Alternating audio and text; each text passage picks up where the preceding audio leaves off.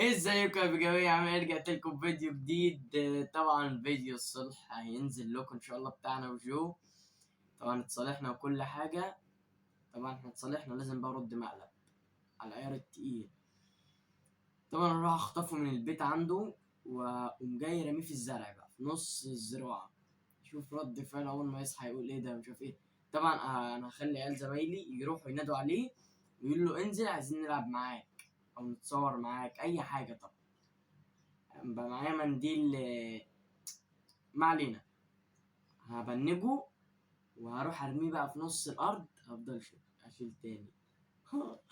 طبعا اشيل تاني طبعا واروح هناك وابدا بقى اضرب فيه وهنفضل مقلب نار. على فكرة المقلب ده هنشوف هو هيموت ولا هيعيش ولا ايه. طبعا قبل اي حاجة اعمل لكم فيديو رياكت دلوقتي على السريع. بعد ما تمام هنعمل فيديو رياكت باللاب تاني مرة. احنا هنقفل لحد هنا وهنروح نجيب جو. هنروح نبنجه ونرميه ونيجي نقعد هنا بقى نشوف هو ايه نظامه. لو صحي وانا في الزرع يبقى في ضرب، او ما صحيش يبقى ما نعرفش مين اللي عمل كده غير لما نشوف الفيديو. يلا احلى اخوات، شو نرجع لكم. رجعنا لكم تاني يا بجوية بعد ما جبنا اخونا امير هيصورنا على طول ان شاء الله، يبقى طالع معانا في الفيديوهات على طول. طبعا هنبقى احنا 3 في التيم. احنا جايبين طبعا عيل زميلنا صغير كده بس يصورنا الفيديوهين دول. معلم بوز هيصورنا بس الفيديوهين دول وكده لحد ما نستقر على اي حاجه. فطبعا اول مره تشوفنا دلوقتي انزل اشترك في القناه وفعل زر الجرس وتكتب الكومنتات عشان الجيف اواي اللي انا هقول لكم عليه في اخر الفيديو بعد ما نعمل المقلب.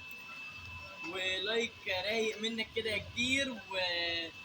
هيبدا بقى اخونا امير بينادي عليه وهنرميه في نص الزراعيه. هنقفل بس عشان الطريق. يا يوسف انزل يا اسطى عايز بينادي عليه. طبعا انا هحط بسرعه. طبعا احنا هنخليه ينزل وهنغفله. هنقفل. يا عم اغلط عايزين نجيب حاجه.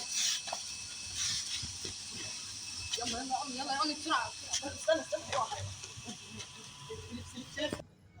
هو بص نايم ازاي. ده ميت يا جدعان. هو بس انزل بقى عشان هيصحى. اقعد بقى زي ما احنا يا اسطى. هنطلع له من ورا المبنى امتى؟ طب بقول لك انا هنادي عليه بس هو كده مش هيشوفنا عشان احنا ورا البتاع. هو بص عمال يدور هو اصلا مش شايف. امك شافنا. طب اجي اللي جايبكم هنا. ايه اجري عني.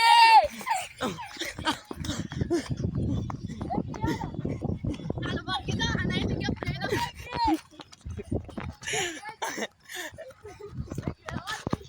ماليش فيه. امسك كده. اف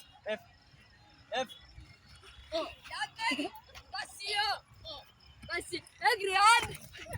طلع النار اجري عني. انا كده يا باشا احلى مسا عليك.